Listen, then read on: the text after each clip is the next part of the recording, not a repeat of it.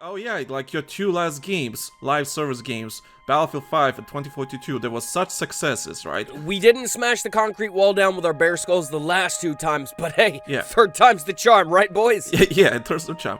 So, our context, that sounds really, really bad, and I understand. And really, really stupid. Yeah, so, but, this was being addressed towards shareholders. This was not towards the player base, or the gamers, or any, whatever, your future customers. But, what they don't realize, we do read these reports. Hey, we do care what you say. You know, we might be shareholders, but at the end of the day, we're the ones paying for the for the product, right? So we're the ones deciding are we gonna pre-order or not pre-order, or whatever the case may be.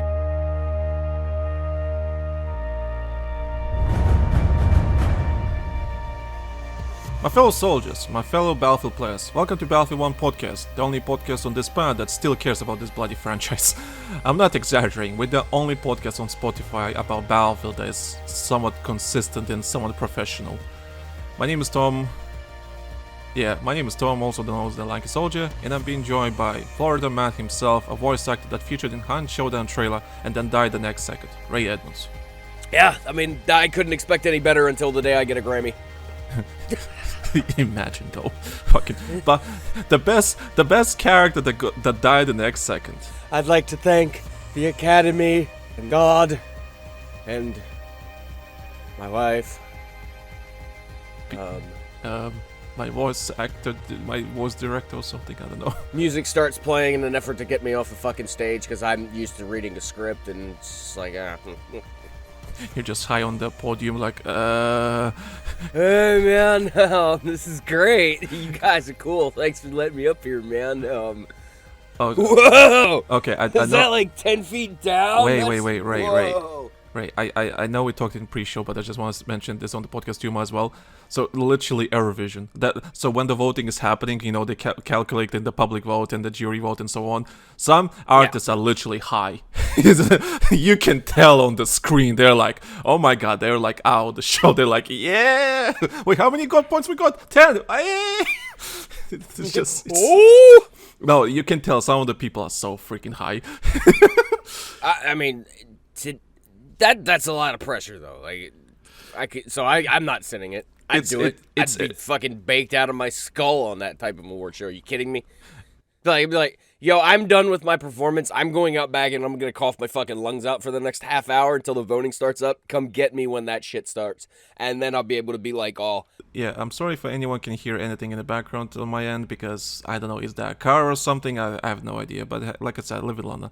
All right. Anyway, back on the main topic. So we have time codes. If you don't want to listen to the whole thing, I understand you don't have a whole hour. It's fine. Just click on the time code, the whatever topic you want to listen, and listen to that. And it's there to make your listening experience much better. We have a Google Forms document description. So if you want to give us feedback, questions, insults, whatever they may be, I still have that one message from. I'm not gonna mention names now, but we have some messages. So if you have any feedback or anything you want to discuss, let us know, or anything maybe.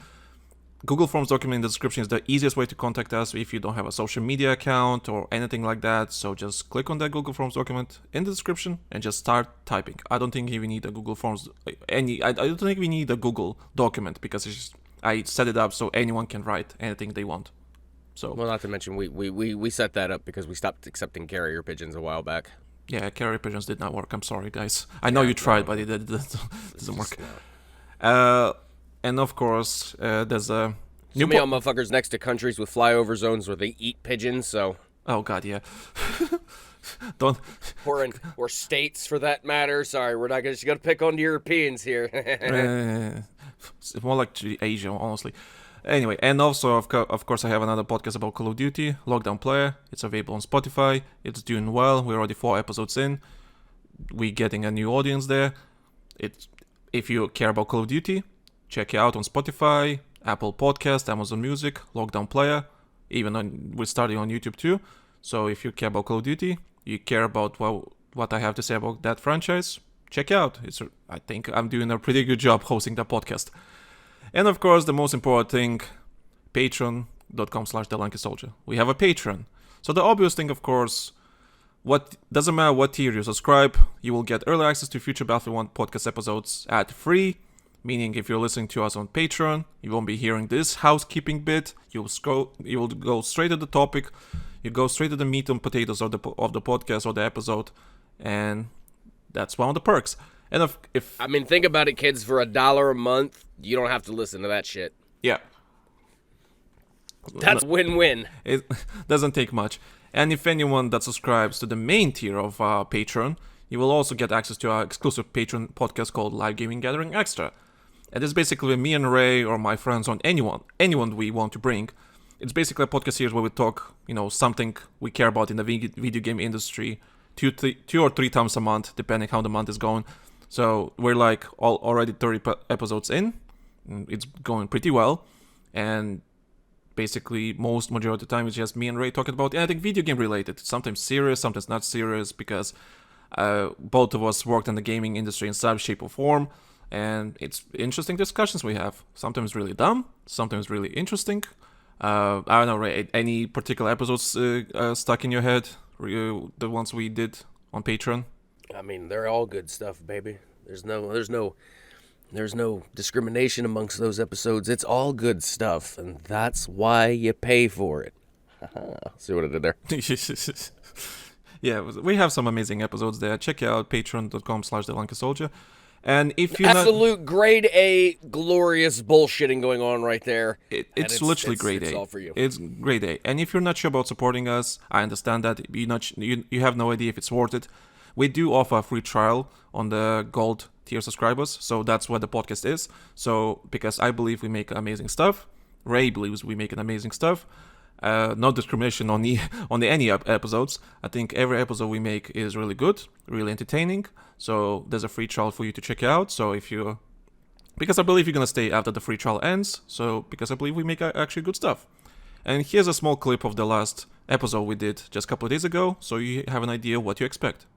That reminds me though. So me and Angela started going to gym. Thanks to Angela, because she forced me. And I'm paying. Yeah, she's paying. So we go to the gym, right? And we're looking for a locker. Right, there was like someone's fucking keys in a locker. Like Audi keys or some shit. So we're just thinking, you know what? Maybe we should take the keys and just find the car and drive away. Just like not giving a damn. I mean, got a keyless entry dongle on it. You just got to walk around and hit the lock button. That's what we were thinking doing. Like, here you go, some keys, Audi car, probably expensive. let's go find the car and just drive away. I can go wrap this thing around a tree and not be liable for it. Let's do this. Yeah, just drive away, replace the number on the car, and that's it. You have a brand new car to use. You can drive around. Like, how stupid do you have to be to leave your car keys in an open locker? I don't know. I mean, unless it was already a stolen car to begin with. I mean, there's that, but that is the American in me thinking on that front. Patreon.com/TheLankySoldier. I hope I'll see you there. Right, okay. Let's talk about important stuff. Battlefield. Alright, have you been playing Battlefield recently? No. Yeah, same, actually. I'm sorry, guys, but it's same. It's like it is. It's kind of fucking sad, but at the same, I mean, we've been in this franchise. We've played this franchise long enough. We've observed this franchise long enough. I don't need to keep playing the goddamn game in order to be able to talk about it. It hasn't really changed as far as state goes, other than the fact that development has now been shown the door to the next project. So it is what it is. Just the fact that they're now appearing to be, going full idiot and doubling down on the live service nonsense. But we'll get to that here in a minute. In a minute. But I'm just gonna learn. I want to mention a couple of things though, because I did play Frontlines. I was excited for Frontlines to come back to Battlefield 2042. It was fine, but it's not the same Frontlines that I loved back in the older games. I don't know if it's the maps or the game mode, the way they changed, because the way the game mode works, right? You have to capture the middle flag, and after that you have MCOMs. But in the previous games, you had a middle flag, a home flag, and then MCOMs. So technically it's a bit shorter, but the games don't feel shorter because the capture area in the middle is so freaking big, and it takes ages to capture. So you're just basically fighting for 1 point non-stop. And I played on that map called Reclaimed, the one that looks like Zavod. So I played on that on Reclaimed, and the capture area is so freaking big, but the way the players are congesting in the capture area, it's always the same hiding spots, the same camping spots, the same so it felt really boring to capture that middle flag. When you capture the middle flag and you push the objectives, okay, that's where the fun starts, because like you have two objectives, you basically play in a rush, right? So that's a bit more fun. But the middle part is just really boring. It's just so easy to capture it, so easy to progress. It was not that fun. Maybe it works differently. I just would like to know why or who in their right mind thought that shortening that game mode in a sense, or attempting to short that game mode in a sense, was going to work out, because that's not a game mode that's meant to be short. That's a long form game mode. That game mode that game mode is designed so the round lasts a freaking hour. No, but here's the thing. It was long. It has a 30-minute timer. It sometimes you can't even get a win in those 30 minutes. But the reason it's like that, back in previous games, right? It was a long game because it was a tug of war, right? Like you capture this flag, then you move to the next flag. Oh, you lose this flag, you get pushed back. Yeah, and it actually felt like an actual combat situation because it was fluid. It was a fluid thing, and it wasn't just like everybody is stuck in one damn spot. And that's always that's kind of been the problem with Rush, and even Frontlines even when it first came out. There's always going to be that area that, depending upon how the map is designed, it's either going to be a hell of a bunker in order to have to bust in order to move them, or a choke point in order to have to get through, Metro, for example. Yeah, so... as far as Rush goes, because it was always, B-set, that when you go up the stairway where everybody is the chokehold at Flag B on Conquest, so I mean, but... That is, like I said earlier, that is meant to be a long-winded game mode. Some of the best matches I have ever had in my life in Battlefield were like 1 hour plus rush matches where they were allowed to go that long.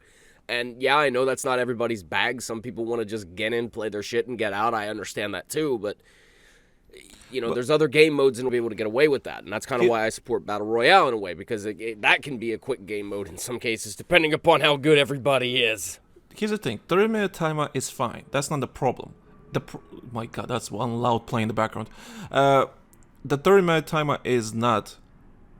It's fine. The 30-minute limit is fine. But the way, but but what I have a problem with is the way the game mode is designed. Is because you're basically fighting for one flag in the middle, and that is the most boring fight ever. Because okay, let's say you clear the area, right? You clear the area. There's no enemies. They're all at the back. You push them back, and so on. You still can't move forward for like another 2-3 minutes or whatever, because it takes so fucking long to capture that flag. No matter how many teammates you have on the flag, it's like very slowly capturing. Oh, almost at the end. Okay, almost captured. And that's why it's so boring. Now all of a sudden you get ran out. Yeah, that's why it's so freaking boring. It was not that fun as I expected. On other maps, maybe it's a bit different. I haven't checked, but on that particular map on Reclaimed was not fun. That also speaks into how much like that game mode kind of needs maps that are designed with it in mind. I don't think it's the map. I don't think they could add it two more. It is. If you've got points that where everybody is congregating and there's choke points that are appearing and everything, that is put in as by design. You either alleviate that and change the map so that changes, or you leave it alone and let the meta be the meta.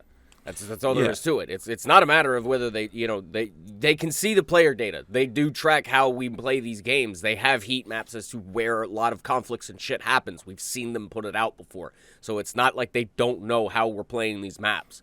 They do. And what they should be doing is taking that data and adjusting everything accordingly. So if they're finding that, like, this is why I propose a lot, especially if live service is going to be a continual thing, dynamic map design. You keep designing the map around how the game is being played. If you're finding that a section of a map where players are congregating that much, you change it so that they go to other parts of the map. Okay? Like I said, if there's a Levolution event there, then and it's destroyed and all the cover's gone, then leave it like that for a month or so. Okay? This is where conscientious design comes into play. Yeah. But I think it's just like if they could have added like 2 more objectives on each team, like one for each team. Like you have the middle one, and you have like a home flag, and then you have your MCOMs. I think they could have done that. They could have done that, because there's enough space for that on those maps, and make the capture actually faster. So don't let teams be in one spot for that long. Actually, I'm kind of amazed how much we're talking about Frontlines, but I guess that's how much we care about this game mode. I love that game mode. That's like one of my favorite things because it combines like my 2 favorite game modes, Rush and Conquest. I like it. Yeah. It's you're forcing the game. You're forcing everybody in order to move around the map and move to different parts. But Frontlines, you can move forward and backward. You can push them back, and they can push you back all at the same time. That's what made that game mode cool for me. Rush is linear, but still same premise. You're pushing people back. Yeah. Other stuff. Again, I'm sorry about the play in the background. Some people asked my opinion about Stadium. I haven't played Stadium, so I have no idea because who cares, right? It's just like I really don't care at this point. It looked fine, but people were complaining that Stadium is basically you can only play half of the stadium and the rest is literally in the desert. So people are not happy about that. I don't know. I haven't played it, so I have no opinion. So it seems kind of stupid.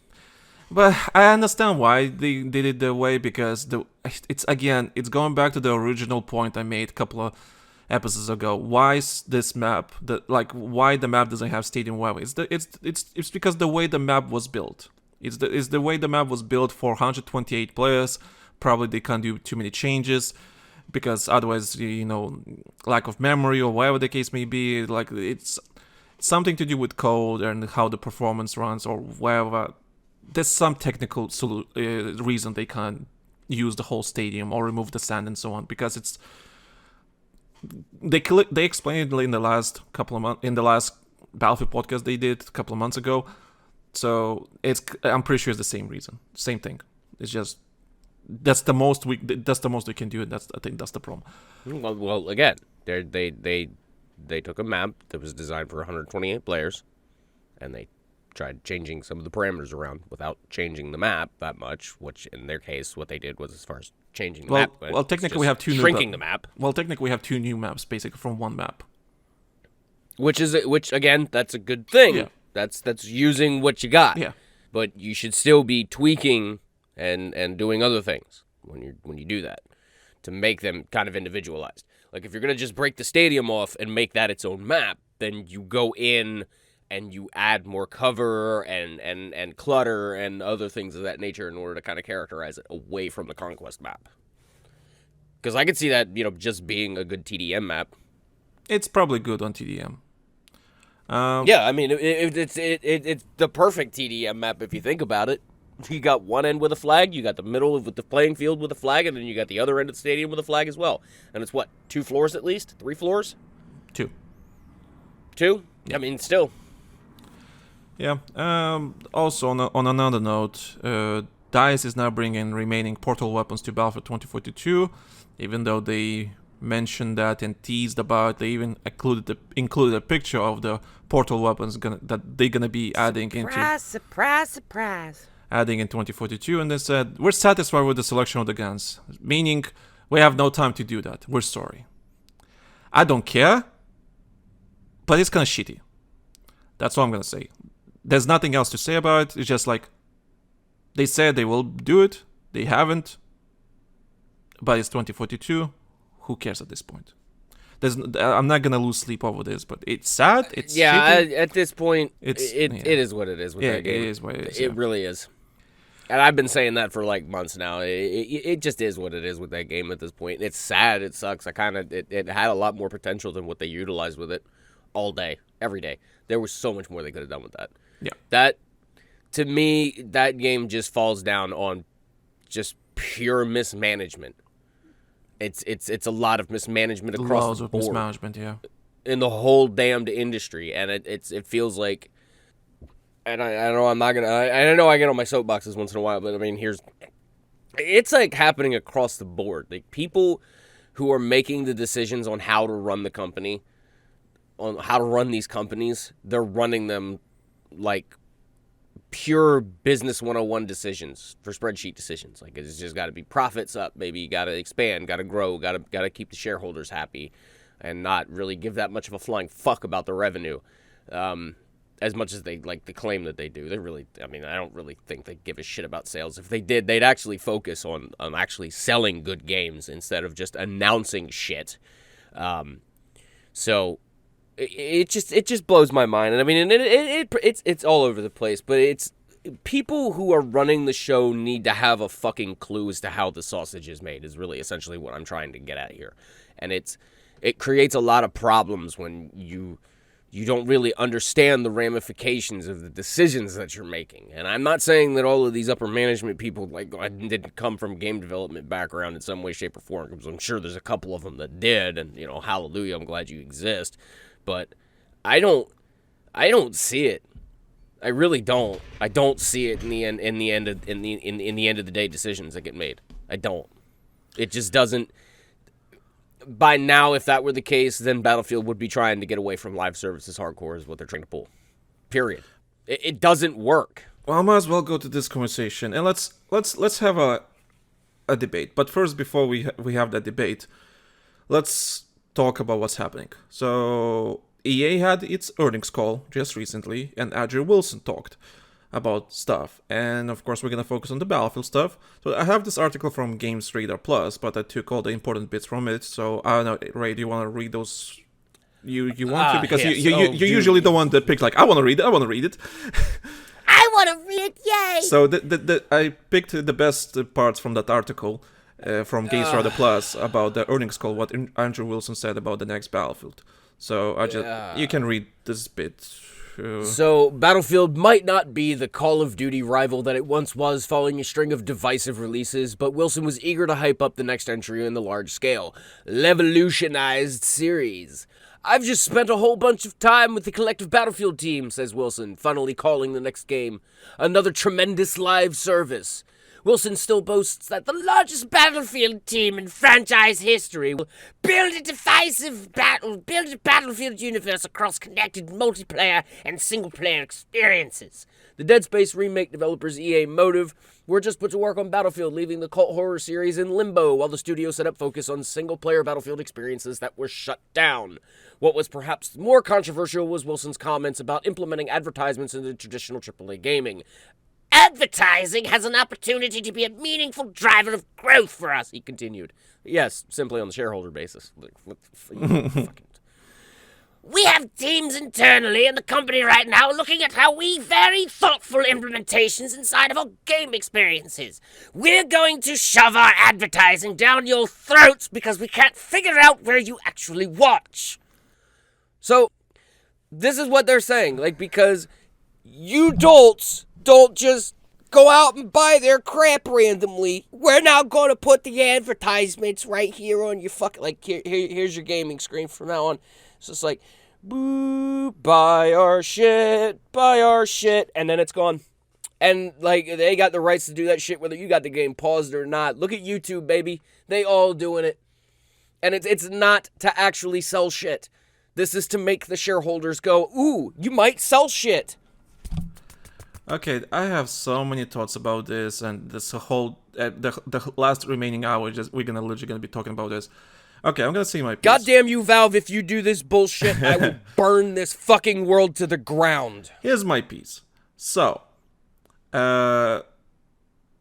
it's okay. So first, I seen only one YouTuber. I know we worked up about this. Yeah. We talked about this multiple times and all this stuff, but let's finally talk about it properly. So, the only YouTuber I seen, or content creator, had a reasonable take about this was Jetfrax. While everyone else, for obvious reasons, I understand why, of the word another tremendous live service. So, when you hear that out of context, yeah, it sounds like, oh yeah, like your two last games, live service games, Battlefield 5 and 2042, there was such successes, right? And so let's go for another go. Our context. We didn't smash the concrete wall down with our bear skulls the last two times, but hey, yeah. Third time's the charm, right, boys? Yeah, third the charm. So, our context, that sounds really, really bad, and I understand. And really, really stupid. Yeah, so, but, this was being addressed towards shareholders. This was not towards the player base or the gamers or your future customers. But what they don't realize, especially Andrew Wilson, I presume, and his team, they do not realize that, hey, we do read these reports. Hey, we do care what you say. We might be shareholders, but at the end of the day, we're the ones paying for the for the product, right? So we're the ones deciding, are we gonna pre-order or not pre-order, or whatever the case may be. So I don't think they realize that when they talk in these earning calls, right? They don't realize that us consumers actually do listen and care what you have to say at these earning calls, regardless how the game is doing. So that's the problem they have. They're gonna outtouch that people actually do care what you have to say. So when he says tremendous live servers, this is fine for shareholders, because imagine shareholders just dumb idiots. Ooh, there's long-term value. Yeah. Like, there will continue to be growth. Yeah. Numbers go. Yeah, numbers go up. I make more money. Fuck yeah, I can maybe sell stock or something like that. All the green, baby. Yeah, so this is language for the shareholders, because that's all they care about. They don't care about your video games. They don't care about your product. They don't care about art. As a shareholder, I just care how much money I can make from this. And that's the language. I could pluck this little tidbit out right here and just be like, you can tell that the man doesn't really give a shit that much about the product, because he doesn't really talk about the product. Every time in all of these calls and all this shit, it's never, oh, well, we've got this coming down the pipe and it's an awesome single player experience, great storytelling. We're really pushing the bar on visual fidelity and other experiences and everything else.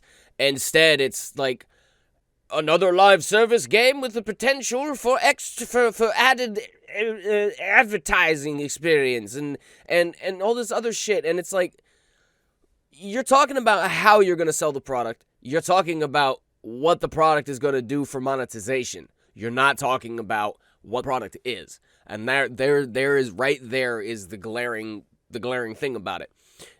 And that's why I don't believe half the shit that comes out of their mouth, because like Tom said, yes, it's all jargon and circle jerk for shareholders at the end of the day. It's not. Again, it's still the mentality that these idiots, because their bonuses are tied to it in a lot of cases, they feel that the biggest driver of everything is their share price and continually showing them that there is growth going on. Numbers go... The stock market never goes down, ever. It never happens. It should never happens. Never. There's never plateauing as far as growth goes. Never. That never happens. Yeah, and that's the thing. It's just like... And of course, everyone and their mothers, every Battlefield, player that can read online, went ballistic. Like, oh, here we go again, you freaking morons! Don't know what you do and everything. And that's why I like Jack Farrick's approach, because he was the only one that mentioned, listen, this is for the shareholders. But he was thinking the same way I was thinking. But he has to Andrew Wilson has to realize, well, we do read the reports and everything. We care what you have to say. So maybe word it differently to make it less, outrageous. Like, if you had a successful live service games before, I don't think anyone would care. But because this is the point that I would say is, and I would understand this if but the thing is these people have to have the balls in order to come out and say this type of shit. Yeah. To actually communicate with us, and this they have to start they have to everybody needs to understand that shareholders are not gamers. They're not consumers. They don't buy the products. They buy investments in the company itself that makes the product. They don't buy the product for the most part. That's usually how it goes. I'm not saying always. I'm not generalizing. I'm a blanket statement. So put your damn pitchforks away. But for the most part, most people who are throwing hundreds of thousands of millions of dollars to a company in order to buy stock prices, they're not buying the games that company makes. They don't care. They're listening to what the company is saying. They're watching what the company is making. They're watching their growth. They're watching that shit. They're not looking at the products anymore at all, period. If that were the case, then Tesla would not have nearly as much fucking money and worth as what it actually does. I'm sorry, I don't mean to make that fucking passive dig, but they're garbage. That is a shareholder company. That is not a consumer company. Okay? Same thing with what EA is doing. Same thing with what the gaming industry in general is doing. They are becoming companies strictly for the shareholders. They don't care about their fucking product. As if they did, again, we wouldn't be doing this live service bullshit for the third time in a row, because a smart and sane individual in management would go, hey, this ain't working. We're really not making that much money off of it. Fucking Baldur's Gate just came out and kicked our asses. It was something we said would never make fucking money. Helldivers, a thing that concepts that have been pitched to these fucking, that have been pitched to these production companies. And I'm not even saying the developers, I'm talking the producers themselves, the people who make the green light decisions as to whether a project actually happens or not. It's these dumb motherfuckers who are going, the live service has potential for all of the long-time revenue and the long-time stuff. And I get it. You want to play the long game. And if you're going to do that, you got to make a good product, though. Helldivers, when it came out, do you think that game it was 100% monetization focused like AAA is? Probably not. They built up around it when it got popular, yes, but that's the way to go about it. You make a good product first. When you mentioned being pitched to others, are you talking about when it was pitched for Halo? Because apparently they were pitching a game like Helldivers for Halo at Microsoft, and the suits rejected it. Yeah, I'm talking about out-of-the-box concepts that probably get pitched on a day-in, day-out basis with a lot of these production companies like Blizzard and Activision and Infinity Ward and EA and all of these things like that are good ideas that if they were executed properly and they had the proper funding, they had the proper development, would probably make amazing games. Things that like back in the day they used to take gambles on and actually do when they cared about their fucking product. Nowadays, it's, well, if there's no if there's no chance for monetization or long-term revenue gains, then what do we care? It's not, we sell a game for $60, $70 now, and then some, $45, $50 worth of DLC down the line and call your bag good. You want that $70 buy-in plus $50 a month for the battle passes and the cosmetics and everything else that you're trying to just constantly shit out in order to make money. See, I get it. Companies need to make money. They need it in order to operate. I get it. See, here's the thing. The problem is not that he says the next game will be a live service game. Okay, let's put the facts first that people have to understand. If it was obvious it's gonna be a live service game, no matter what, because it was proven that premium or season passes, whatever you want to call them, they don't work. That's the old age, the way game was interact with video games these days. It divides the community. It does. Wait, we're gonna talk about that. Wait. Let me finish that. So it's obvious the next game is gonna be live service games because there's other games out there that are successful with their live service games. But the reason why Battlefield sticks out like a fucking piece of shit from comparing to everything else, because their live service game is fucking garbage. That was the problem. Then look at Fortnite, PUBG, or Call of Duty. Call of Duty is probably the best example. So you look at these three games, and Apex Legends, here you go, 4 games. Another EA game that has a successful live service games. So these franchises have successful live service games, and when people bitch about those games, it's not because of the live service being bad. It's because of something specific that's happening in a video game, which is obvious. Something broke in the... You keep nerfing the meta, man! Yeah, well, yeah. Which is a problem in of itself, but that's a different topic entirely. But we have these successful games with amazing live service games. Call of Duty this year, pretty much doing amazing when it comes to multiplayer live service. Like, this year is amazing. They're fucking slaying it. Slamming. Then you look at Battlefield, of course. For the last 2 years, yeah, it obviously was in my eyes, not a complete failure, but it was not good. It was not good.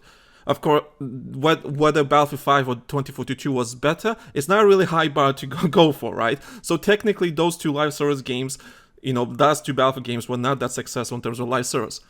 We get that. So, but because other games are doing it, and they're doing pretty well, of course the next game is going to be a live service game, and because it just makes sense, because the way people interact with video games these days, for example, Battlefield 1. We know the data. Battlefield 1 had 1.6 of the player base owned premium. And Battlefield 1 sold really well. It was highly praised, sold really well, and only 1.6... Yeah, it was very... Yeah. And only 1.6% of the player base owned premium. So I can understand looking at again, spreadsheets. Like, as a marketing director, you'd look at that and go, "There's no point in it anymore." Yeah, so might as well have this debate. So premium versus live service. So I wrote some cons and pros for both ends. So, we got some little bullet points. yeah, here. there's just some bullet points I quickly wrote to my head, so we can have an idea what we're talking about. So premium, right? I just want to address this thing. So let's say if Battlefield 2022 had premium, let's say it had premium, there's this idea in the Battlefield community that it will be a much better game or a better live service, whatever you call it, doesn't matter. I can assure you that will be that is a cap. That's a cap. You're lying to yourself and everyone else if you think premium would fix this game. This Battlefield 22 had so many problems. Even if you add a map or two extra on top, or a couple of more guns on top, the game will still be in a bad shape and not be fun in the long term because there's so many other problems that they need to deal with. And let's say how much the Ultimate Edition of Battlefield 2042 was. Was it $100? Something like that, right? Yeah. Right. That's all right. So replace all the stuff they had in that Ultimate section of the game, right? I think it was like 4 seasons, right, that you get for buying that Ultimate Edition. Okay, remove the seasons, add premium. Same shit. You get 4 maps in this year, and you can include seasons in the premium package. Would you get more maps? No, you wouldn't. That's the thing. It's just a wording thing. I don't think people understand what premium stands for or what season pass stands for and what live service. These words are so abused and skewed. They don't mean anymore what they're supposed to mean, right? So the Ultimate Edition those 4 seasons that we were promised to legally get if you buy the Ultimate Edition, you can replace that wording with seasons to premium, and it will be the same fucking shit. So that's what I'm saying. Premium wouldn't. And that right there, what you just brought up about being legally obligated to do a thing, I think that's part of the reason why they're also trying to move away from that shit. For as far as long-term passes and everything goes, yeah, because then that means that regardless of how well it sells or not, and if they want to cut and run, they have to do it. And I have an odd feeling because they did that with 2042. The one time they learn a lesson, it's the wrong lesson, and now they're going forward having learned from that lesson, and that lesson is well, we just don't put ourselves in that chokehold where we have to legally do something so we don't get fucking class action sued by our actual revenue generators because we lied to make what we thought was our revenue generators, happy. Again, short-sighted, stupid decisions that really don't need to be. They really shouldn't. Yeah.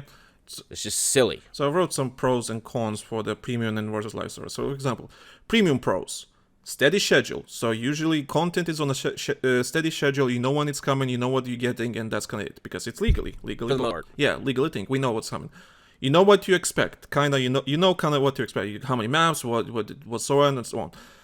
Usually a one-time purchase. Usually. So that's good. And the monetization department goes. Yeah. Usually low and.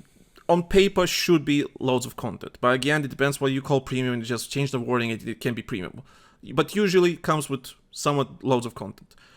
Premium cons, of course, it's paywalled, so people that want to play the game, that don't own premium, they can't play on those maps or the content or whatever the case may be, and if you can bring those paywalled guns back to vanilla version of the game, that means if one of the premium weapons is broken or something like that, is that technically pay to win? So that's a con. Usually the same price as the game. That's also people have to remember. It's $70, but the premium package could be also $50-$60, or 50 or whatever the case may be. Still expensive, almost double the price of the game. And another con is, of course, servers. If the maps and content is paywalled, it's going to be active for the first month, depending how well the game is doing. And as time goes on, all those servers with the DLC maps and everything that was paywalled, they're gonna die out. So when you want to play that particular content like a year later, there's a big chance you're not able to. You ain't finding it. Yeah, you might not even find that. That's not a good thing. I paid for this game. I want to play on this specific map and mode, but I can't because there's no service and because there's not enough players. If you need any higher indicator of that, just and again, I know I shoot my points in the foot when I say this, but at the same time, it's not a lie. If you don't believe this, if you fire up Battlefield 4 with a premium account, look at how populated the old DLC servers really are. Yeah. And of course, let's talk about the live servers pros. Free content, usually not paywall. Everyone can play the game. It doesn't matter if you start a year later or 2 years or whatever. Free. The content is there. You don't have to pay for anything. If you pay for the game, you play the same game that you played a year ago with just more content, and it's available to you because that's the point. So, and usually that means better longevity for the modes and maps in the future, because if you want to, again, play a specific mode or map, big chance you can, because it was free. And because it's free, that means a bigger player base playing those modes, one way or another. But of course, you already mentioned that point for the live servers cons. Also could be delayed, because it's not legally binding and so on. It's basically free content. So if they want, they can scrap the live servers anytime they want. They can scrap it anytime they want, as long as they realize it's not financially feasible, whatever the case may be. And we don't know what's coming in the future, with the seasons and everything. Yeah, you might know what's happening next season, but do you know what's happening next season? No, you won't know until weeks. If that season's even going to happen. Yeah, if it's going to happen in this. Yeah.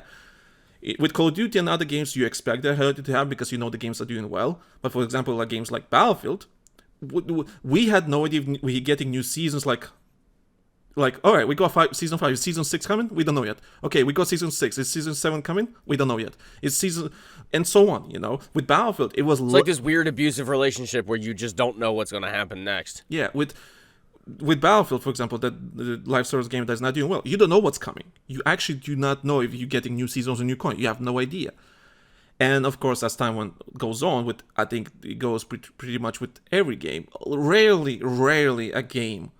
Like, there's only a few games that manage to keep their artistic identity from the launch day all the way to, let's say, 3-4 years later. Because if it's a live service, that means, free content, all that kind of stuff. So that means they have to sell something. They have to sell something. Because I kind of want to stop and talk about that free point right there, because in some cases I appreciate these live service games that actually do put free to play content out. That's a good thing. There are some games who take that concept way too fucking far and have sourcing for free to play content to be 6 months to a fucking year, depending upon the game. Yeah, which is depending absurd. on the game. Yeah. Depending on the game, yeah. Depending on the game. And I mean, I understand that concept, because at some point, because you have to give value to the people who are actually buying the stuff. You get what I mean? You have to be able to, that person who spent the $5 to $10 in order to get the gun should be allowed, in order to enjoy the gun for the little bit that other people free to play can't get, because they paid the premium for that. They're entitled to that. I'm not arguing that point one bit. What aggravates me is when games either completely bar off free-to-play from some of this content, and I'm not saying all of it, because some should still be premium content in some extent, but it shouldn't be anything that should ever completely divide the player base, like maps. Maps should always be free, period. Maps should always be out. If the map comes out, the map comes out. Everybody should be able to play on the map. The guns, outfits, skins, perks, abilities, whatever else you sprinkle on that in the game after the fact, with your live service, then you can divvy that up a little bit and say that some things can be premium, like a perk, a faster reload perk should be a premium, should be a premium only thing. Yeah, it gives them a little bit of an edge, but at the same time, that's kind of the thing about being the premium. You're paying the money. You should be allowed, in order to have a little bit of, luxury, as it were. I'm not saying no to that. The thing is again, we keep saying, there's no guarantee that your investment is going to net you what you feel your time should be for the amount of money that you've paid in for things, because I've seen reports of people dropping thousands of dollars on live service games, and, they're out when that shit dies in a year and a half, 2 years. That sucks. If you feel you got your time out of it, then that's fine. That's you personally. That's how you feel about it. If a live service game and you're investing money in it and you're putting money in it and you feel like you're getting your time back out of it, your enjoyment out of it, then by all means, that's fine. As long as you can actually afford to do it. My problems with this shit comes into when the monetization gets excruciatingly predatory. And it's so high that it cuts out a huge chunk of the market, where these companies forget who the bulk of the player base is and what their income is. When it comes to, strict pay to win things, when I can, drop $100 a month on a video game and just be God, that's excessive. That shouldn't be allowed. Yes, again, like I said, have slight edges, that if you're skillful enough, you can take advantage of these things, but not things that will hold your hand, is what I'm saying. See, I think even Battlefield realizes that. I think even EA does. I sincerely hope so. No. But this one thing they realized: you won't, if it's a live service mode, right? Of course it's a live service model for the next game, of course. So that means we're gonna get free maps and free weapons. You know why we're not gonna get any gameplay altering mechanics. No perks, no guns, no maps or anything will be behind a paywall. You know why? Because Call of Duty doesn't do that. The only thing Call of Duty does is literally sell skins and nothing gameplay related, anything. I mean, literally nothing. Gameplay related is behind a paywall. So and look how goddamn great it's going. And they're doing something else that I've always kind of beat on that Battlefield should be doing, especially if they're going to stick to live service. And that's retention. You're retaining what you're paying for. Call of Duty let you when they went up to the next iteration, they let you bring a lot of your progress with you. Yeah, that's a good thing. Do that. Do more of that. Do that, Battlefield. Do that thing. But here's the con with the live service that I want to mention that I forgot about. Artistic identity. So when a Call of Duty game comes out, right? So all the Call of Duty game comes out. It's let's say Modern Warfare 4 or whatever, right? It's a semi-realistic, authentic story about, soldiers, special forces, all that kind of stuff, right? So you kind of expect like that. And then suddenly Batman shows up. Yeah, and then months later, suddenly you have collabs and everything. Like the artistic identity kind of disappears. Suddenly it's not really somewhat arcade realistic. Well, people have to realize, like, because a lot of people don't really understand when people talk about that. So there's realistic gameplay and there's the realistic aesthetic. So when people mention realistic, you have to ask them, what do they mean? Do you mean the aesthetic or the gameplay? Because when people are like, oh, who cares about realism in a Call of Duty game? That's not the point. That's not what they're talking about. They're talking about the aesthetics of realism in a Call of Duty game. The groundedness of it. As you can Fallout or not Fallout. Fortnite is not very grounded. Fortnite knows what it is. It's cartoony. It's literally like child's toy box in a sandbox with guns. Now you think of the concept here and just follow me along. You just dump a bunch of action figures out into a playfield, give them guns, and let them go at it. That's Fortnite now. That's what Fortnite has become. Originally, Fortnite was not that. No, Ray, that was originally what Fortnite was supposed to be. That's what the original... Right. I forgot the name, but I forgot the name of his last name is Mustard. Funny enough. But they were self-aware of that. They knew that from the get-go. That was the point, it wasn't like later down the line they got desperate and was like, oh fuck, we need a Marvel tie-in. We need Eminem. You know what I mean? The one of the guys that was handling Fortnite back in the day, like he quit like 6 months ago or something like that.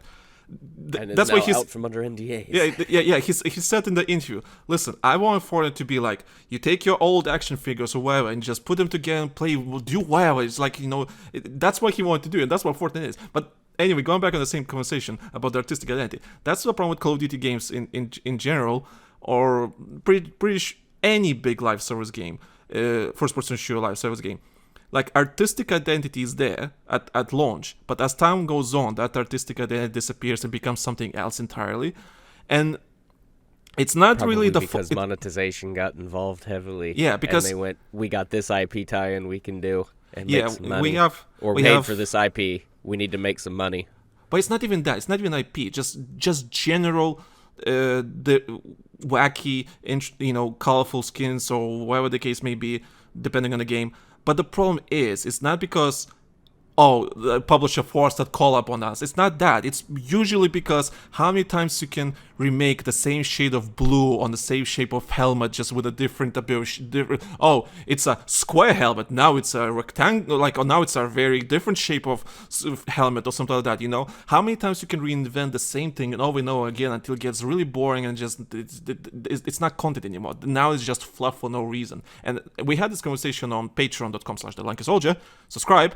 We had this conversation on that episode. We talked about, like, you know, how many times you can reinvent the same thing over and over again to keep that artistic identity, you know? How many times... Yeah, before you kind of got to go crazy and you got to get outside the box a little bit and do... And I understand that as long as it fits. Like, okay, we brought this up. If you were to take and bring Sam Fisher into Call of Duty, that would make sense. If you were to bring Solid Snake into Call of Duty, that would make sense. If you know what I mean? But if you brought Master Chief into Call of Duty, that wouldn't make a goddamn bit of sense. It would not make goddamn sense, but damn, it will sell. Or the Doomslayer makes an appearance. Although that would kind of be badass, but still, I mean, no. COD doesn't have Doomslayer himself, but they do have the Doomslayer weapons. So Call of Duty already had the co-op, and apparently there's a Fallout co-op coming in Call of Duty next month. Apparently. Oh no. You better you bet you're gonna get Fat Man shoved up your ass. Oh, imagine it's just baby. No, how's the Fallout mascot called? The cartoon, the blonde guy. Vault Boy. Vault Boy, yeah. Boy. So I can imagine some Call of Duty operator, just literally wearing Vault Boy costume like that with a big head or something like that. Bro, Bethesda's just gonna forward them a couple of bits from the Cool World DLC and be like, hey, there you go, guys. There's your skins. yeah, here you go. Here's your skins. But yeah, so live service is amazing when it's done right. But to do an amazing live service, you need a lot of leadership. You need a lot of people that understand what needs to be done and how to approach this. Because, just because we can release a bunch of skins doesn't mean your live service is great. You know, you still have to be consistent and, you know, do the changes or whatever the case may be. Yeah, it's a living product, basically. You know, it's a ever-evolving, changing product. And Battlefield did not really do that. And I heard a lot of complaints from Battlefield players that if Battlefield was more consistent with its content drops or changes or whatever, maybe people would not hate it that much. But because it was so slow, nothing was happening. It was unknown if we're getting new seasons after those legally 4 seasons we got. We had no idea if more seasons are coming. We had no idea. They never communicated. They never said anything. And the only person that wanted to communicate with the Battlefield community quit EA while his studio got shut down. Ridgeline Studios, Marcus Leto. He was the only one that actually cared about the franchise, actually wanted to do something about it. But no one in the in this industry, at DICE EA, this company, no one really wants to talk to the Battlefield community. They just, no one, just about anything. I mean, in some ways, I can kind of understand that because Battlefield community can be pretty fucking vicious some days. Yeah, it can. And I get that trepidation as far as trying to communicate with community, but at the same time, I'm sorry the leopard is eating your face. I really am. Yeah. But at the same time, you guys kind of brought this upon yourselves. It's not like we haven't, and I can personally say from experience for the last decade, been saying what this franchise needs to fucking do in order to get itself back up and going. The problem is like I said at the top of this, it's they don't give a shit what the consumers want. They don't care. They don't. If they did, they'd be talking to us. They'd be talking differently when they do talk. There was okay, so you know what Glassdoor is, right? It's a door made of glass? Okay, so there's a website called Glass. Yes. There's a website called Glassdoor, right? And it's there to basically for people that work, in companies or whatever, to leave reviews about the company, right? So it can be. Oh, okay. I get it now for transparency. Yeah. All right. Yeah. So silly me. Yeah. Now it doesn't. Everything we read on that website doesn't mean it's correct or not a lie, whatever. But usually where smoke, there's usually fire, right? Well, yeah, if there's a lot of opinions about the same thing, then probably the thing is true. And usually when you want to leave a review about a company, it's usually negative. You know, it's And usually when you get fired or when you quit. Yeah, it's usually negative. It's rarely being positive because I doubt like, oh, I had an amazing time. I'll leave a positive review on Glassdoor. You don't do that. Yeah, nobody's gonna quit their job and leave a review and be like, well, the cafeteria food was great, but management sucked. Yeah, sometimes usually it's so people being 4.5 out of 5. Yeah, so people being somewhat like, oh, here's the pros, here's the cons, and so on. And a YouTuber, I think it was Ghost of Gaming, he went through them, and he basically read them out. And one of the most popular ones, and I'm pretty sure we heard that comment before, is that management assumes how the Battlefield players want to play their game. So, as you mentioned before, like management needs to stop, and I believe that actually true because, as we can see from the last couple of games, they think they know how the Battlefield community wants to play the game. Don't assume how we want to play our game. If you want to assume, at least talk to us. You get an idea what we want, you know. And again, this is arrogance. Like, what's his name? It's also stupidity because they're getting this quote unquote intel on how we want to play this game from how other games are selling and shit. It's not even that. I heard that people actually, the management, like, or people on the top, push their ideas and they try to fabricate their information to make sure that their ideas are getting pushed. So I remember there was this guy. I think he was like a weapon designer level. I can't remember what was his name. Alan Kurtz. I don't want to mention people by name, especially developers, whatever. But he was such a fucking cunt towards everyone and towards the Battlefield community, towards everyone outside the Battlefield community. I remember it's like when Star Wars Battlefront debacle was happening, like with the loot boxes and everything, right? He's like, there was like conversations about government stepping in and doing some regulation about this because like it went overboard, like, and he was basically saying, yeah, we don't need government interference, everything just ruins the games. And I literally replied to him, listen, this was your decision, your fucking company decided to push the fucking red lines to oblivion that we can't take it anymore. It's like he says like, oh, the company should self-regulate itself. Fine, don't push over the fucking red line. So that's the type of person we're dealing with, right? And I mean, the thing is we've let them get away with so much shit over the years. But look at how much monetization and everything in video games. Wait. Let me just. Everybody talks about it. Just gonna finish this quickly. So about why I'm mentioning Alan Kurtz. The reason I'm mentioning Alan Kurtz is because these kind of comments like that they know better than everyone else. And I remember he was arguing with. Saying, oh, what an amazing developer I am. Oh, I hope I taught my interns, or not interns, whatever, people that I taught at DICE how to approach this and everything, how to, do that and kind of stuff. Basically, it was like the shittiest idea, like the most arrogant piece of shit I had to deal with. Your own ass statement you could make. Yeah, and then you read those Glassdoor reviews and thinking, oh yeah, so he probably was one of the people that tried to push his ideas as, fact, as real. That's what the Battlefield players want. That's what they want to. That's how they want to play their games and everything. He was probably one of those people, and the reason why I'm mentioning his name because he was a cunt towards everyone else. No, I bet you he's the one who killed CTE. God fucking knows. Anyway, that's why I don't like mentioning people's names and everything, but it's just. But that's what we're dealing with, right? So when you want to have a conversation about, and also I have to mention, there's a lot of good people working at DICE and EA. I know a lot of them. To me, that guy sounds like somebody who should be working on single-player games. Probably, seriously. God knows, I don't know. He was an absolute douchebag. He was a douchebag back then. He's still a douchebag to these days, and apparently he burned so many bridges as he left DICE. It's just amazing. But anyway, there's a lot of people that work at EA and DICE. They're amazing people at what they do. But again, I know it's not their fucking decision at the end of the day. It's someone at the top that decides what needs to be done.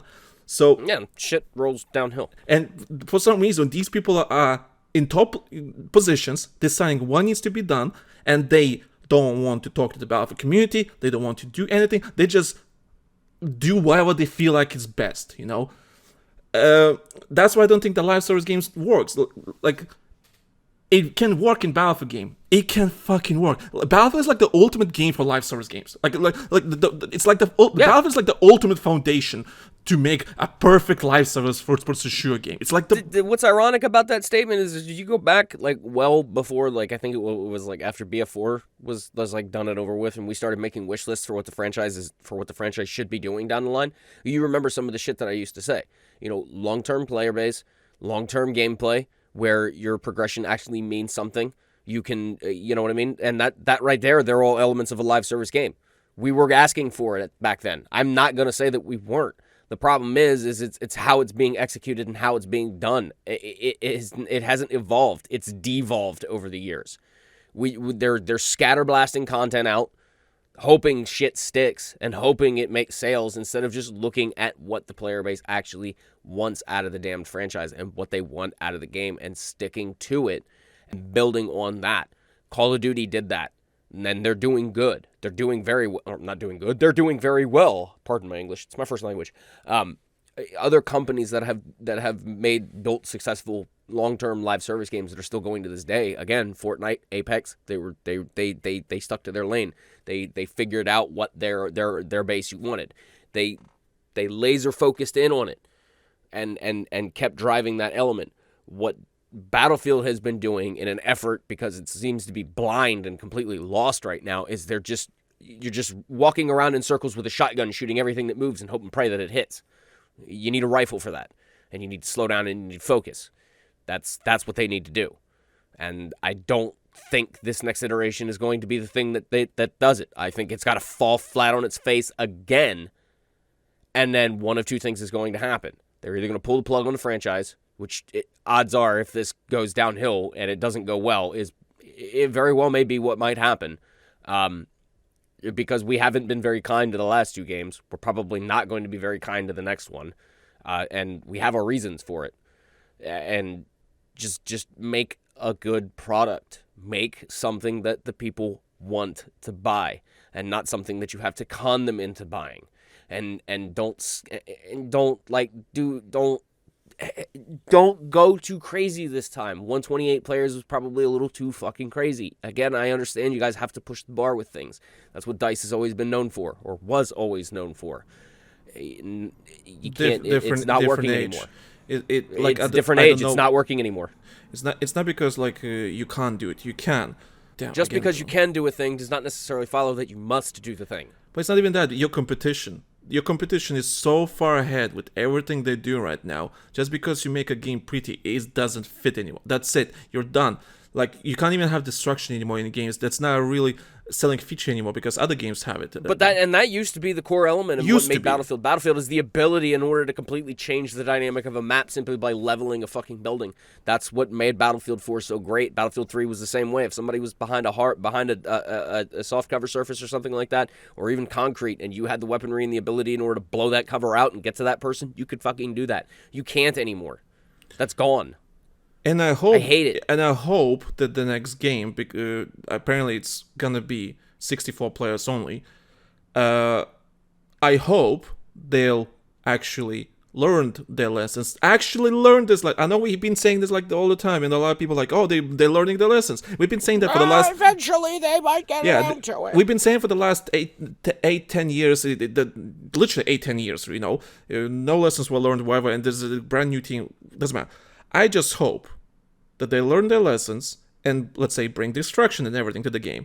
And people might hate it, and I know they will hate it. It will be a live service game, but I hope they learned why their live service was a shit show to begin with, and we're gonna have a good live service game that actually gives people what they want. You know, like I said, Battlefield is a perfect franchise for a live service game to be successful. Like, there's so many opportunities you can do to make a perfect Battlefield live service game. And I have to address people that are saying like, oh, we need premium and everything. I've said it before, and I will say it again. Demanding premium right now is such a selfish way of looking at it, because you're like, I want content and everything. Yeah, you'll get content, and no one's gonna play your content a month later. You know, and a step back. Or your friends and everything. Why you expect your friends to buy premium? to play the new content that is gonna come out every month or two. That's gonna happen. We want platoons and community management to come back. Premium put a very big hard wall up when it came to trying. Oh my god, I forgot about that. We know. I actually forgot about that. We fucking know. I forgot about that. Yeah. So features like that. Imagine trying to run a goddamn platoon and calling everybody into paying another $60 for fucking premium just so that your whole platoon could have access to all the fucking maps and all of the guns to be able to take advantage of all of the metas. It fucking sucks. Yeah, it does. And it sucks because I never ever wanted to and never guilt trip anybody back in the day about doing it, and it fucking sucked. But there were times where it's like we needed motherfuckers and they couldn't be there because of fucking premium. Also, I have to remind everyone: Apex, Fortnite, PUBG, and Call of Duty.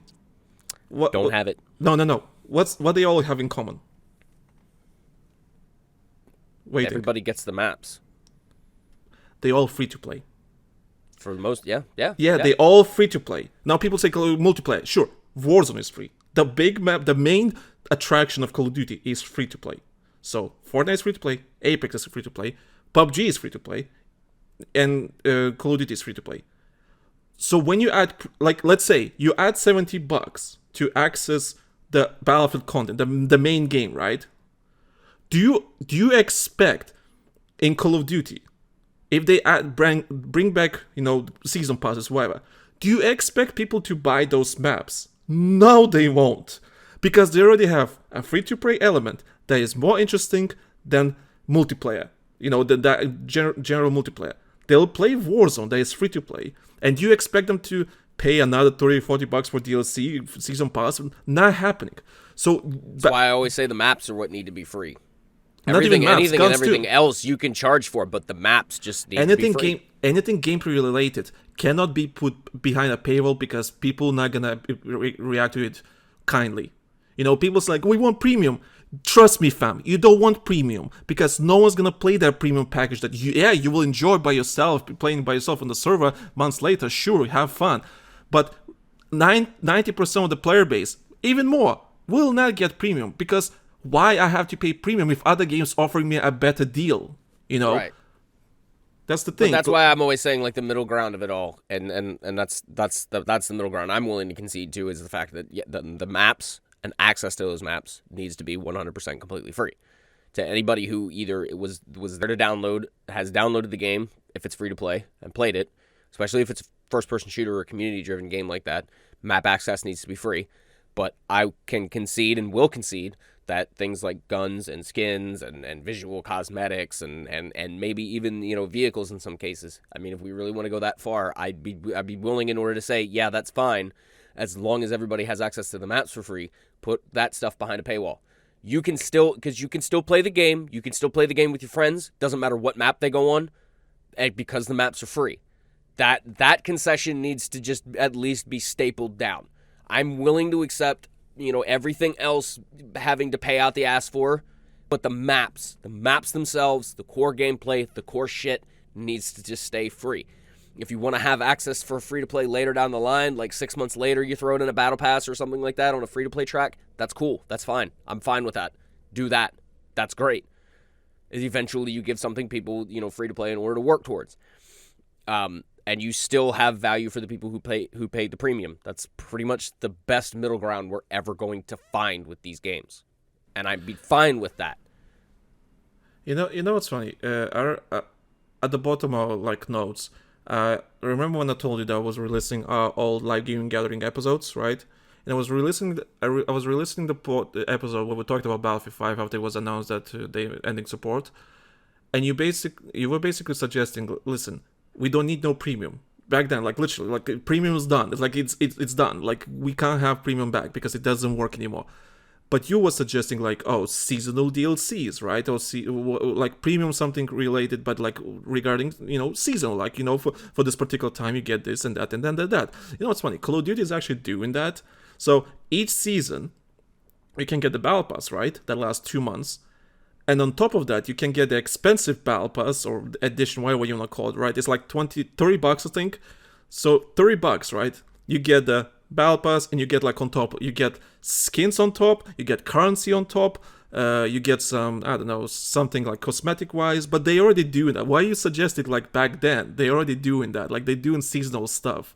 The premium seasonal stuff. And Battlefield, funny enough, the last 2 seasons, I think the last 2 seasons. That's stupid. No, but Battlefield noticed like, oh shit, they're actually selling a lot of copies or whatever of that premium DLC that Call of Duty is doing, right, every season. And since season 6, I think, Battlefield started doing the same thing, but the problem is they don't have the content to justify for that premium, thing. So you can get season 6 and season 7, right, separately, right? Well, not anymore, but you could get those battle passes, right? And you can get the expensive edition. You get like extra skins and everything and so on. But it was not $30. I think it was $20. But it still did not justify like getting like, that premium one. But so I can imagine the next Battlefield game is going to do something, let's say, the same thing. So you're going to have your regular battle pass and you're going to have your premium battle pass or something like that. That's what's going to happen, I can imagine. And all your weapons and the guns, vehicles, anything gameplay related will be free for everyone to use. Because as soon as you start locking guns behind a paywall, I can assure people will lose their shit. That's just not happening. Anything gameplay related, anything gameplay related, anything inside the game that you can use will not be restricted because people lose their shit. And the reason why people lose their shit, because that's already the standard in other games. It's already a thing in other games. Other games, bigger games with better live service already set the standard. Battlefield can't go back like, oh shit, we should put the content behind the paywall.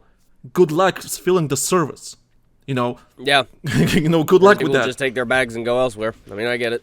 So I kind of hate that, like, that Battlefield has to be, like, focus on other games. But that's your competition. You need to realize what they're doing right and maybe what you can do better. Listen, what if Battlefield, let's say, I don't know, maybe you can unlock the skins as time goes on. Like, maybe it's a time-limited game, a time gating thing. God knows. Yeah, and that's perfectly fine. How much you can push. Let's see how much free stuff they can push, to make people actually... And if they want to buy a silly skin or whatever, that's fine. See, Battlefield 1 kind of had a good way to go about this, and they didn't even fucking realize it, and they did it with Battlefield 1. Battlefield 1? But think about it. They had the 2 different currencies. Or no, it was 5. It was 5. No, it was 5. 5 had your premium paying currency, and then you had your free-to-play currency, and eventually... Now, I think, if I recall correctly, later down the line, there were handfuls and certain things that were in the premium currency store that got moved to the main store. That's not bad. That's still giving free-to-play access to it later down the line, and you're doing it in a currency form that lets them choose what they want. That is not a bad idea. If you just give a player... Situation A, player... I mean, which would you rather prefer? Situation A, where if you don't get the pass, you don't get the content for 6 months, 8 months, period... but you're going to get whatever they decide was the most popular or whatever, etc., etc. Or situation B, where your battle passes and everything are paying out a free-to-play currency if you're playing the free-to-play track, and if you're playing the premium track, then you get premium currency on top of it, on top of the premium currency you would get from buying the pass, because, again, you still have to give your premium players more value. Again, the definition of premium has now changed over the years, so... And later down the line, they have a storefront that constantly rolls and is updating, but not everything disappears forever. Like, if they put it on that free-to-play storefront, it needs to stay there, period. Point blank, end of story. If you want to FOMO the premium track, the premium store, that's fine, do that, but as long as the free-to-play store, a year later, 6 months later, however long, whatever longevity you're looking to get out of this shit, you do that. That is a good idea. If you guys want to make a game that can last 5+ years, that is the best way in order to go about with your content so that you're not divvying up your player bases. But again, even with that model, I still stress it, maps need to be completely free the day they come out, period. Yeah, I think everyone agree on that. I don't think anyone's going to argue against it. I'd be fine waiting for a premium gun 6 months to a year down the line in order to play a game, as long as I know the fucking game's going to be there. See, I can't, because that means I put my trust into a developer knowing that he's not going to make a gun OP. But again, if they want to make these games and they want to make these... Apex can get away with that. How long Apex has been around? Fortnite could get away with that. How long Fortnite has been around? Call of Duty is getting to the point where they can get away with that. They've been around that long. They've allowed you in order to move your progression along with game iterations. Yeah, it's already happening. They don't log guns or anything like that.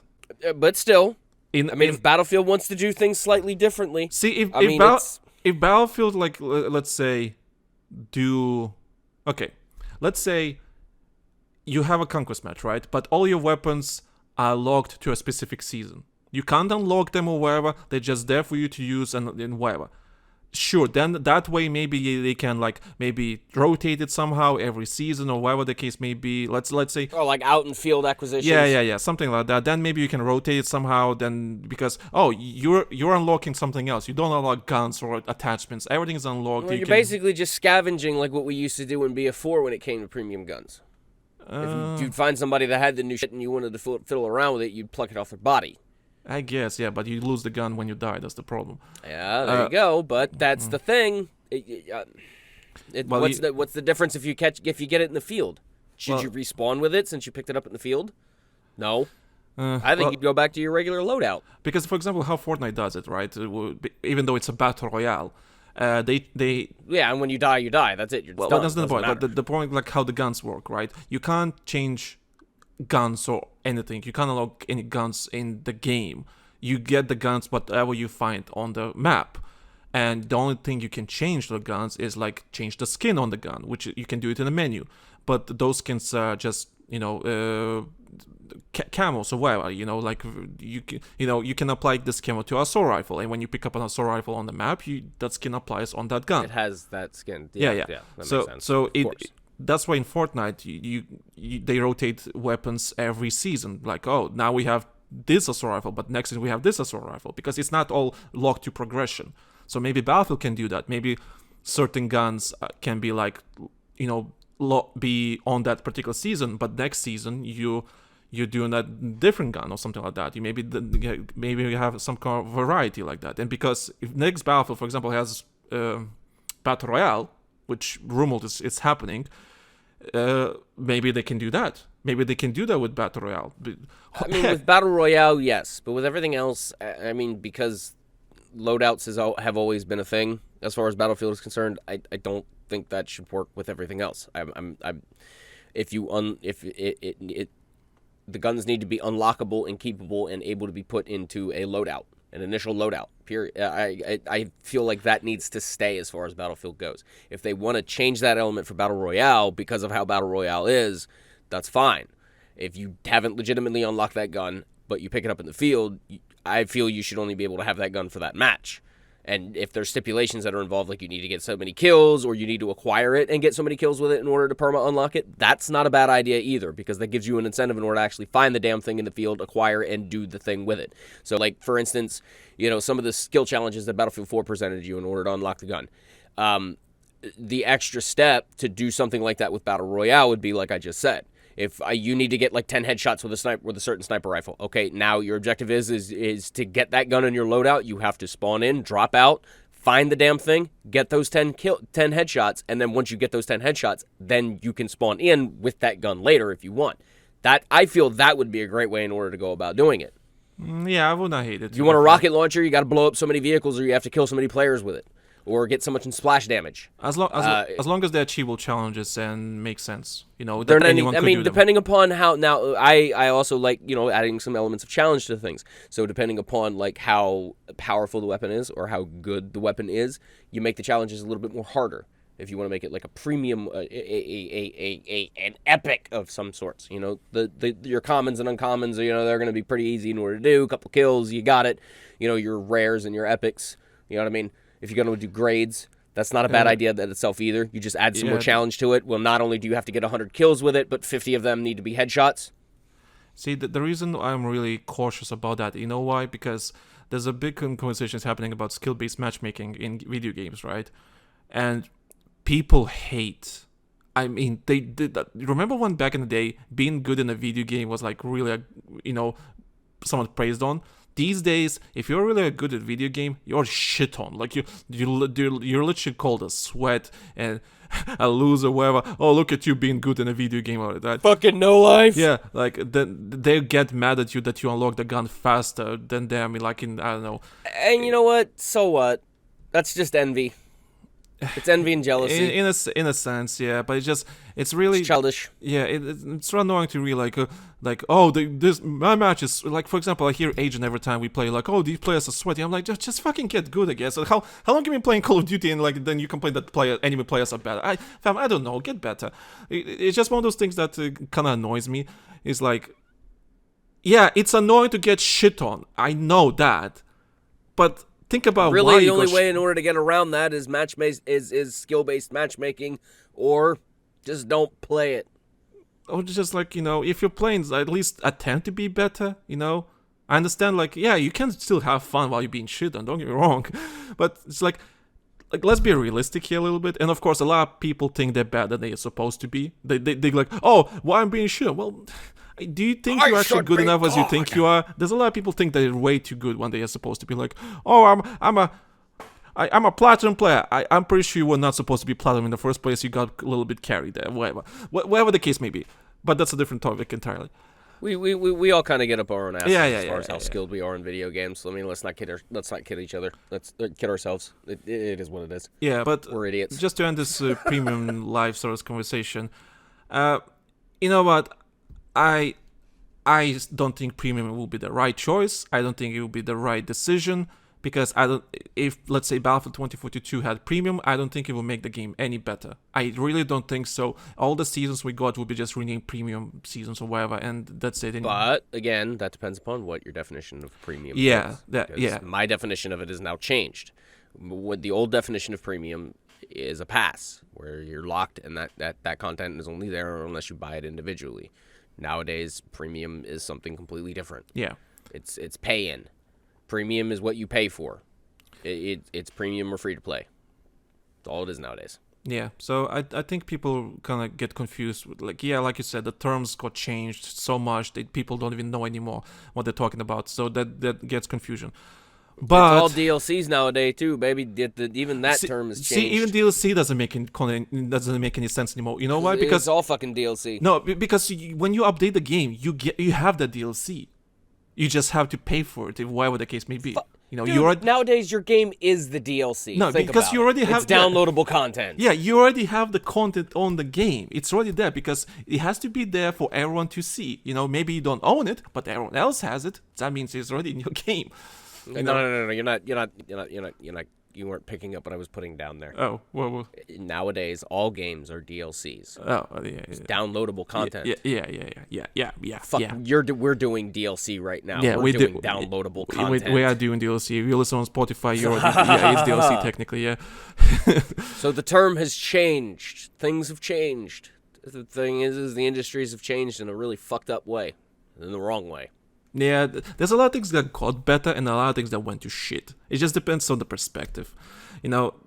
Gaming industry is so fucking canceled these days with the layoffs and everything, spreadsheets shit like, how many people we can fire today so our stock goes up, Oh man, let's not even get into that. Yeah, don't even get into that. In that. some ways, I feel like shit for saying this, but in some ways that kind of makes me very grateful that I didn't really get employed in that industry. Yeah. And I'm glad that I work for myself in a lot of cases because that would be very upsetting to have to put all that time and effort and energy into getting a position and doing something that you really wanted to do and just to have the life sucked out of you. Yep. And be kicked to the curb. It's fucking shameful. Before we end the podcast, let's just mention the last bit. But do you have any closing thoughts regarding premium live service stuff? Anything that comes to your mind? I've pretty much rambled on enough about that shit. Okay. We could do a whole nother episode about it, and I'd probably say the exact same shit all over again. Yeah. As we end the podcast, we can just mention this. I mean, okay, Andrew Wilson says more advertising in AAA games. I don't know. That's already kind of happening anyway, so I don't know what he means by that. People say like, oh, more ads in video games, but we already kind of have that, and other previous games already. I mean, if they're internal ads for shit. I mean, shit. This is now in the store, and this, this is available, and will be coming along. If it's used for like communication and stuff, that's fine. If you're gonna advertise me other games, fuck you. But no. But see the way because it's I don't need to fucking be sitting in my Battlefield menu and getting advertisements for Dead Space or other Electronic Arts properties. Okay, no. depends. Fuck no. But how that ad you is got being a gaming storefront for that shit. shit. Yeah, but how the game is being displayed? Are we talking like, oh, you're on the map and there's a banner with the game? Are we talking that? I mean, okay, depending upon the context of the game too. Okay? Right? Because again, this is all depending upon whether the shit fits. Like if we're going to go back to Battlefield 4 era, where it's modern and it's nowadays, and you want to do that shit, I mean, kinda, as long as the artwork is decrepit enough or it's damaged or it's damageable. I want to be able to shoot it and blow it up. It's power of the world, yeah. You better give me that. You better fucking give me that ability. Yeah, it's power of the world, you know. It's like, oh, you're playing in some... but if I can't destroy it, fuck no. Yeah, it's like in an urban map, right? And you see like a poster for Dead Space or some crap, I don't know. Also, he could mean that, ads in video game. It could be anything. It could be ads in an actual match, but I don't think he means like... Bro, knowing them, they're gonna go the goddamn mobile game route, okay? And after every match, you get forced to watching like 60 minutes or 60 seconds of fucking advertisements before you can get back to the home screen. Hang on, boys, I gotta go take a piss. The ad break came up. Yeah, if it's anything like that, like 2K, right? Like you have literal physical ads playing in front of your fucking screen before you can even do anything with your controller. Yeah, fuck that. Fuck that. I'm just gonna say this now, and y'all should please clip this and post this one. If y'all really honestly think that forcing advertisements into a video game is going to get us more engaged or anything, I'm here to tell you, no, you're just going to give me an excuse to get up to go get something to drink or go take a piss. Yeah, but he also can mean... I'm not going to engage with it, and no one is going to engage with it. No one's going to watch it. It's just going to be an excuse in order to step away for a second. You're pretty much you're forcing us a pause button. It's what you're going to do if you do that stupidity. Well, yeah, so in-game ones, for example, Call of Duty did. Sometimes they promote the Call of Duty League, right? If there's like a Call of Duty esports event happening, right? They put banners around the Warzone map, right? And that makes sense. It's not too intrusive. It's just there. It's like, oh, it's passive. Yeah, COD champs are happening in a week. That's fine. Like, cool. And you know about it. Cool. Flux grenade at it and levels sign. Yeah. Great. Or... but he also could mean, judging by the quote, it could mean more collabs coming. Could be that. It could be like, because collabs are technically ads. Technically. What scares me the most is this. I just had this thought pop in my head. What would scare me the worst is like, imagine a single player game and Coca-Cola bought some ad space and that shit, and not only was it like on random billboards and stuff everywhere, but you got NPCs that are coming up to you, talking to you about like wild shit, like, oh, the Emperor, he's such a douchebag, but have you enjoyed the taste of Coca-Cola? Yeah, that would be so fucking bad. Like, and the worst part about it is I almost expect that shit to happen. Because, I mean, like, Fallout parodies it, because, I mean, there's, like, a couple, like, if Fallout World Nuka DLC is, like, a fucking complete and utter... I feel like that's a hilarious parody of that in some way, shape, or form, because it kind of is like that, but it's doing it with an in-game item, and it's meta in of its own way, but, like, I just, like, it would blow my mind in half if I was playing, like, a military shooter game, and in the middle of a combat zone, like...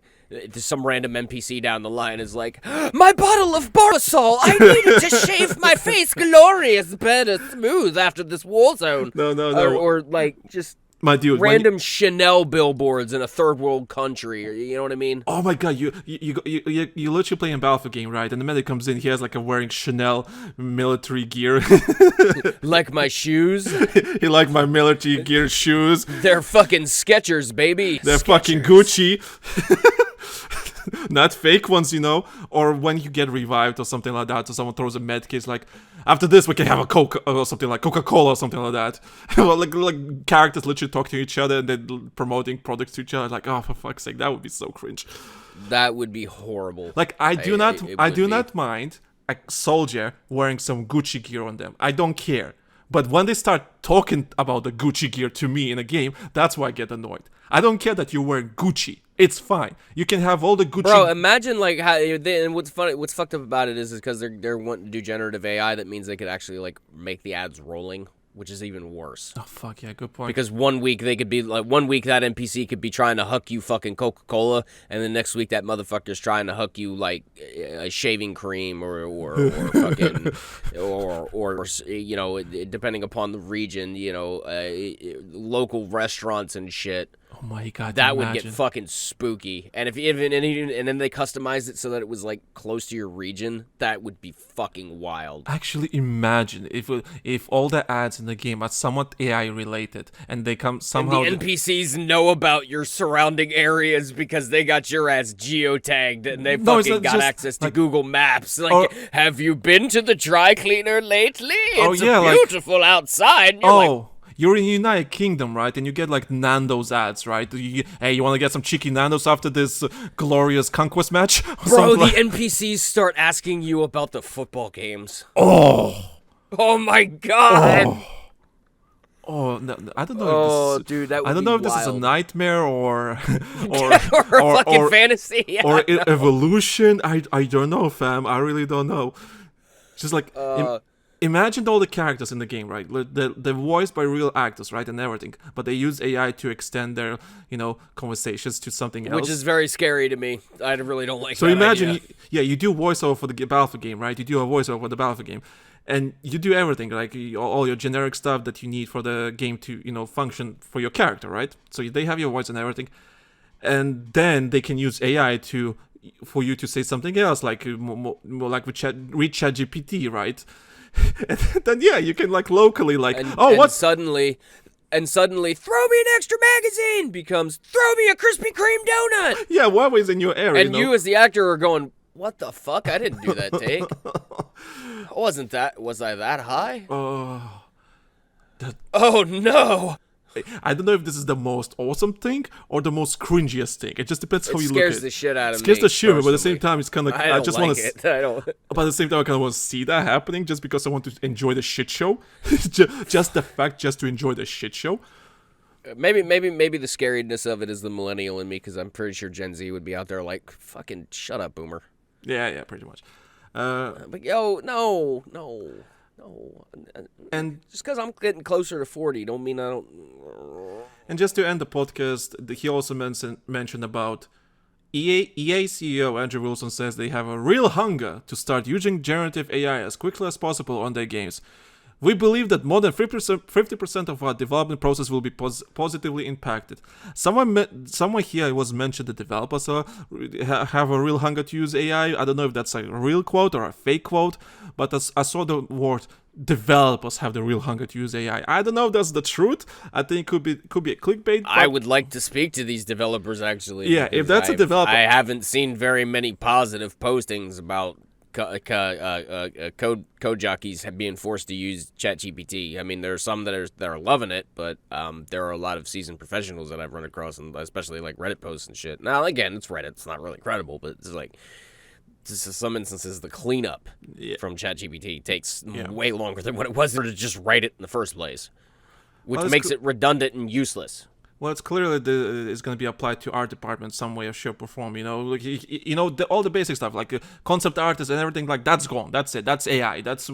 We have prompt engineers now. Yeah, we have prompt engineers now. We don't need concept art. We have prompt engineers, and that because for stuff like this, it's really nice to have a real artist trying to visualize your vision. But we have literally AI doing this like in 2 minutes because it learned from that artist's work. I know. Then at the end of the day, it's a cost cut. Yeah, it does make job faster and easier. I do fully get that. But it's just like tablets have made drawing faster. You can change a whole entire instead of having to start from scratch. I understand that. But here's where I put my foot down and say there's a huge difference. Okay. When we went from drawing on cave walls to drawing on paper to drawing on tablets to drawing on computers, one thing never changed. You're doing now, and there's some people that are going to sit out here and call me a hypocrite on this point. Well, the human has to put the words in to do the thing. Yeah, but the human's not actually making the creation. That's the problem. If the human is taking that idea and refining it into their own concept, and it's different enough that it's their own, then that's fine. I'm fine with that. I mean, hell, I would use it in that capacity. I would, as long as it's concept. If I'm trying to like brainstorm ideas and I'm just throwing sentences into this damn thing in order to get visualizations and try and get my brain in order to fire up and figure out what it needs or wants to do, and then I sit down and draw the thing out, fuck yes. That's a good use of the tool. That's fine. Do that. That's fine. But if you're going to take that generative AI and just call it the concept art, then fuck no, I have a problem with that. Yeah. I have a huge problem with that. AI is amazing as a tool, but when it's being used as the main thing, that's what I have a problem with. Because I use AI for many, many different things. It helps a lot. AI helps me so much as an independent person, and I can only imagine how much it can help a big corporation like that, or just big teams, As a tool, it's amazing. But that's not how companies are looking at it, though. They're looking at it as a way in order to cut labor costs now, in order to make the profit margins look better, even if the game sells or doesn't sell well, so that they can do what, kids? Mm-hmm. That's how they're looking at it. And that's what pisses everybody off about the application of it. It's not that it's coming. I understand that technology advances and things change. We're able to do what we're able to do now. 30 years ago, this wasn't possible. I understand that. In a sense, we've kind of put the need for actual studios kind of almost out of business in a lot of cases, with exceptions of the higher end stuff. I mean, our artists are recording from their homes now. They're working out of their homes now because of the technology that has advanced. But the thing is jobs were not completely, totally lost as a result thereof. With the exception of, but again, those sound engineers, they get paid for their input and everything too. So it's not like their skill sets have gone to waste. People who are actually serious about good in-home recording setups, they consult with these people. So it's not like their skill sets go to waste. But still, the way that, like I said, the way that the companies are going to apply this shit, it's not the right way to go about it, and it's wrong. Yep. Well, we talked a lot. We did. Any closing thoughts about anything? Nope. I think Battlefield? we needs to get up out of here. It's been a long-ass session. It's been a long-ass session. So, thank you guys for listening. Thank you guys for interacting with us. Thank you for listening to our ramblings. Be involved in the discussion. Like I said, the Google Forms document in the description. Whatever is on your mind, let us know. Give us your opinion and everything. Like I said, we have some of them. They're completely different topics entirely for the podcast, so I'm going to use them, don't worry. Nothing's going to waste. I read everything. Of course, check out our Patreon, patreon.com/TheLankySoldier, where we have amazing content, a lot amazing podcasts and everything. And yeah, just also check out the Lockdown Player on Spotify, where I talk about Call of Duty. Ray, you should join. Just literally finally join and we play Call of Duty or something like that. One of these days. Yeah, so we have amazing stuff on Patreon. And if you don't want podcasts, there's some extra videos that are longer and so on. And there's always something for everyone there. Leave a like, comment, subscribe. The algorithm requires engagement. If you do listen to podcasts on Spotify and everything, please do leave a rating. Please leave a rating because that helps a lot. It means a lot. It does. It helps us so much. Oh, it does. So, and that's gonna it. So, I'm done talking. So, Ray, you can end the podcast the way you want. You have the power. Good night, everybody. Good enough. Fuck it.